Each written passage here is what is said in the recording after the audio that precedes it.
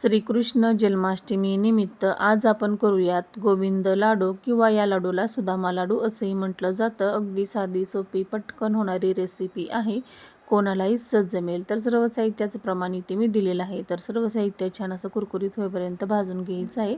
शेंगदाणे कोरडेच भाजून घ्यायचे। पोहे, खोबरं छान असं तुपामध्ये आपल्याला कुरकुरीत होईपर्यंत भाजून घ्यायचं आहे। आणि खारी, काजू, बदाम आणि 2 चमचे खसखस आपल्याला छान अशी कुरकुरीत होईपर्यंत भाजून घ्यायची आहे। सर्व साहित्य काढून घ्यायचं आणि कोमट झाल्यानंतर याचं जाडसर वाटण करून घ्यायचं आहे आणि वरून 1 चमचा वेलची पूड टाकून घ्यायची।